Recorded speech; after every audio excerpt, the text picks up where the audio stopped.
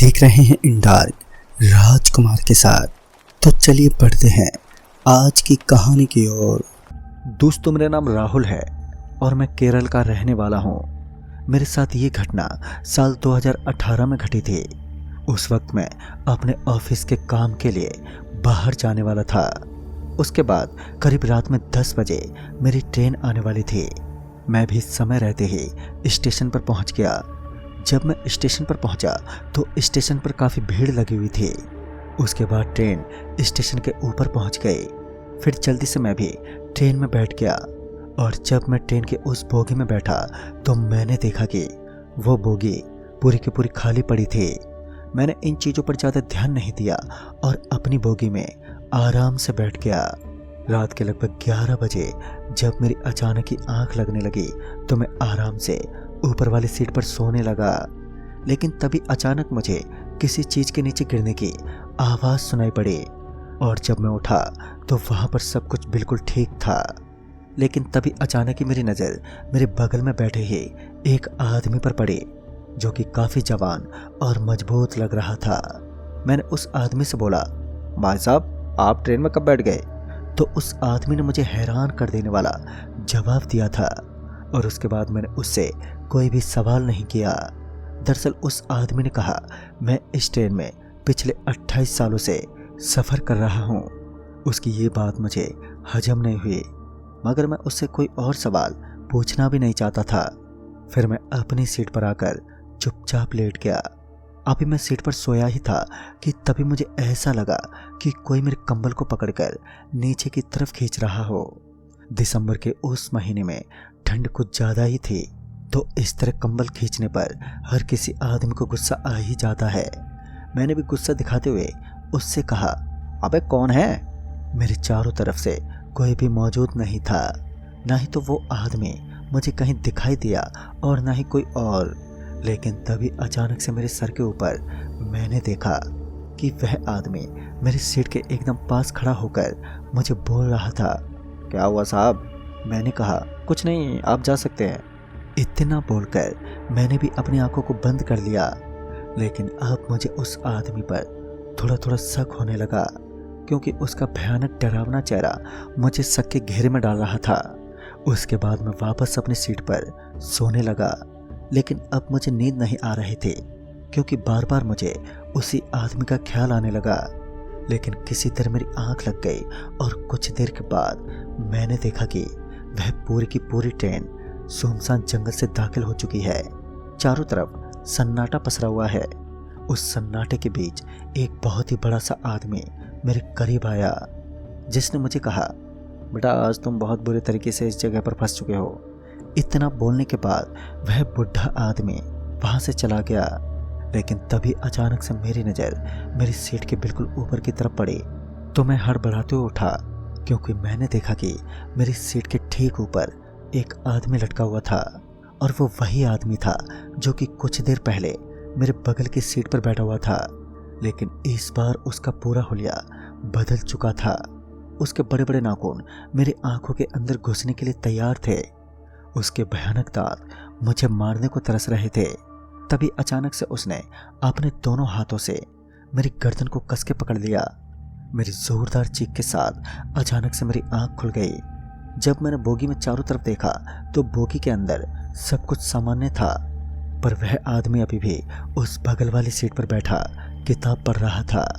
अचानक से वह आदमी मुझसे बोला, क्या हुआ साहब? तो मैंने उस आदमी को कहा, कुछ नहीं। इतना बोलकर मैं वापस सोने की कोशिश करने लगा।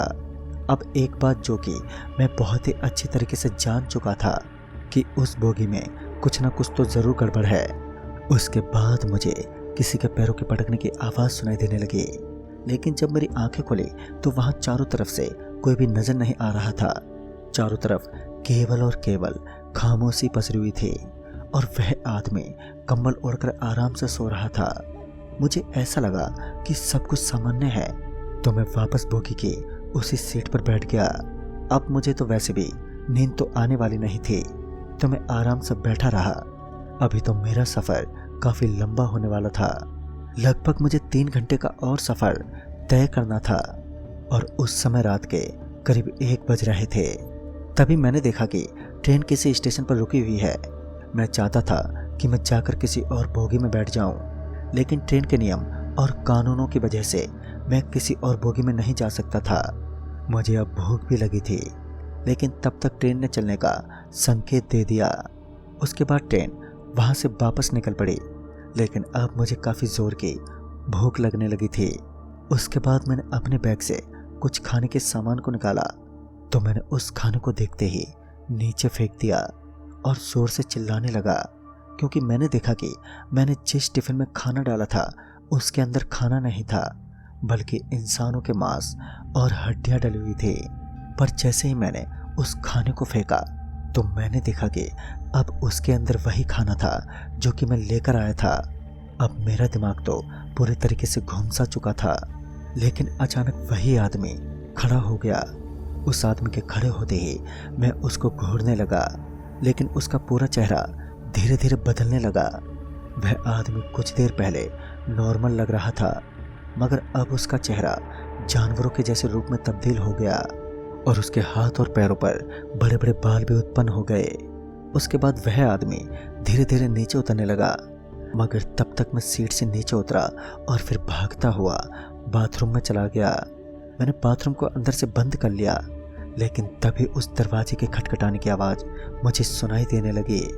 मैं समझ चुका था कि यह वही इंसानी रूपी काली आत्माओं का शहंशाह है, जो कि शुरुआत से लेकर मेरे पीछे पड़ा था और उसने उल्टे सीधे जवाब भी दिए थे, और अब मुझे उसके जवाबों का उत्तर मिल रहा था। लेकिन तभी एक डरावनी आवाज़ मेरे कानों में पड़ी। वह आवाज़ कुछ ऐसी थी मानो कोई मुझे दरवाज़ा खोलने के लिए ये कह रहा हो कि दरवाज़ा खोलो। लेकिन मैं क्या पागल था जो सिर्फ उसके कहने पर दरवाज़ा खोल देता। लेकिन मुझे उसी बाथरूम में एक औरत की लाश ऊपर झूलती हुई दिखी। अब तो मेरी चीख निकल गई और मैं जल्दी से बाथरूम का दरवाज़ा खोलता हुआ बाहर निकला। जब मैं बाहर निकला तो बाहर सब कुछ सामान्य सा लग रहा था। यह खामोशी कुछ ज़्यादा देर तक नहीं टिकने वाली थी, क्योंकि फिर अचानक से ही किसी ने मेरे कंधे पर हाथ रख दिया, और यह समझने में मुझे भी ज़्यादा समय नहीं लगा कि इतना ठंडा हाथ किसी और का नहीं बल्कि उसी डरावने आदमी का है जो कि कब से मेरे पीछे पड़ा है। और फिर जब धीरे धीरे मैं पीछे की तरफ पलटने लगा, तब जाकर मैंने देखा कि वहाँ पर वह भयानक आदमी नहीं बल्कि टीसी था। उसे देखकर मैं बहुत ही ज़्यादा खुश हुआ। मुझे लगा कि शायद मेरी जान बच गई। फिर मैं अपने आंखों को मसलता हुआ टीसी को कुछ कहने लगा, लेकिन जब मेरी आंखें दोबारा खुली तो मैंने देखा कि मेरी आंख मसलने के बाद वह वहाँ से गायब हो चुका है। सच में उस वक्त मैं काफ़ी ज़्यादा हैरानी में पड़ गया, क्योंकि अभी अभी मेरे सामने टीसी ही था जो कि एक नॉर्मल इंसान की तरह मुझसे बातें कर रहा था। फिर वह अचानक वहाँ से गायब हो गया। ये बात तो मेरी समझ से बिल्कुल बाहर थी। तभी अचानक से किसी रोने की आवाज़ सुनकर मैं एकदम दहल उठा। मैंने अपनी निगाहें चारों तरफ घुमाई तो कोई भी मौजूद नहीं था। फिर ये आवाज़ आई तो आई कहाँ से? मैं अभी यही सोच रहा था कि तभी अचानक से मुझे वहाँ पर बहुत सारे रोने और चिल्लाने की आवाज़ सुनाई देने लगी। और उसके बाद जब मैं अपनी सीट की तरफ वापस जाने लगा तो मैंने देखा कि वहाँ पर बहुत सारे आदमी और औरतें बैठी हुई हैं, जिसकी गर्दन नीचे झुकी हुई थी और ज़ोर ज़ोर से रोने की आवाज़ वो निकाल रहे थे। लेकिन मैंने उन सब पर ध्यान दिया तो मुझे दिखाई पड़ा कि उनमें से किसी का हाथ कटा हुआ था तो किसी की टांग टूटी हुई थी। सच में वह नज़ारा कपकपा देने वाला था। किसी की तो गर्दन भी टूटी हुई थी। इस बात को समझने में मुझे समय नहीं लगा कि यह सब इंसान नहीं बल्कि ये सब आत्माएं हैं, लेकिन ये शायद मुझे नुकसान पहुंचाने की कोशिश नहीं कर रही थी। मगर तभी अचानक से मुझे ऐसा लगा कि मेरा पैर जकड़ चुका है, और उसके बाद जब मेरी नज़र नीचे की तरफ पड़ी तो मैंने देखा कि मेरा पैर एक टूटे हुए हाथ के अंदर अटक चुका था। वह हाथ काफ़ी विशाल और भयानक लग रहा था। मैंने अपने पैर को उस हाथ से छुड़वाने की कोशिश की और मैं सफल रहा। फिर मैं थोड़ा आगे की तरफ चलने लगा, लेकिन उसके बाद मैंने देखा कि वहाँ से सब कुछ गायब हो चुका है। मैं ये बात तो अच्छे तरीके से जानता था कि यह खामोशी ज़्यादा देर तक एक बार फिर नहीं टिकने वाली। और फिर वही हुआ जिसका मुझे डर था। जब मैं उस जगह से थोड़ा सा आगे आया तो मुझे एक बार फिर से रोने और चिल्लाने की जोर से आवाज़ें सुनाई देने लगी, मगर अब मैं बिल्कुल भी पीछे की तरफ पलटकर देखना नहीं चाहता था, क्योंकि पीछे देखना मतलब अपनी मौत को दावत देना। मैं चुपचाप आगे ही बढ़ता रहा, लेकिन थोड़ा आगे बढ़ने के बाद मुझे पीछे से एक आवाज़ आई, कहाँ जा रहे हो उस्ताद? ये आवाज़ सुनकर मैं पीछे की तरफ बिल्कुल भी नहीं पलटा, क्योंकि मुझे पूरा भरोसा था कि ये वही आदमी है जो कि मुझे सबसे पहले इस ट्रेन की बोगी में नजर आया था। इसलिए मैं पीछे तो पलटना नहीं चाहता था।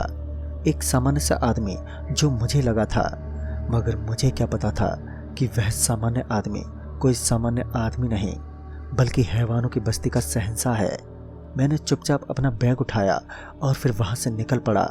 अब मैं उस चलती हुई ट्रेन से कूदना चाहता था, मगर ट्रेन काफ़ी रफ्तार में थी। मैं ये बात अच्छे तरीके से जानता था कि अगर मैं ट्रेन से कूदा तो फिर मेरी हड्डी पसलियाँ खंडर बन जाएंगी। इसलिए मैं अभी ट्रेन का रुकने का इंतज़ार कर रहा था। लेकिन तभी अचानक से मुझे ऐसा लगा कि कोई मेरे बिल्कुल पीछे खड़ा है। लेकिन उस वक्त ना ही तो मैंने पीछे पलटना ठीक समझा और ना ही उस पर ध्यान देना। मैं चुपचाप वहीं बोगी के दरवाजे के पास ही खड़ा रहा। लेकिन मैं कब तक वहाँ पर खड़ा रहता, क्योंकि अब मुझे पीछे से रोने और चिल्लाने की आवाज़ें काफ़ी तेज़ी से आने लगी। मुझे अब ऐसा लगने लगा कि मुझे जल्दी यहाँ से कूदना होगा। लेकिन तब मैंने देखा कि सामने की तरफ मुझे थोड़ी रोशनी नज़र आ रही थी। मुझे लगा कि अब थोड़ी ही दूर तक मुझे अपने आप को बचा कर रखना है। और ट्रेन थोड़ी दूर आगे जाने के बाद अचानक से धीमी गति में आने लगी। मगर अब ट्रेन उस जगह पर रुकने ही वाली थी कि मैं अचानक से ट्रेन से कूद गया और सीधा पत्थरों पर नीचे गिर पड़ा। गिरने की वजह से मुझे थोड़ी चोट तो आई, मगर मैं चोटों को सहते हुए स्टेशन तक पहुंच गया।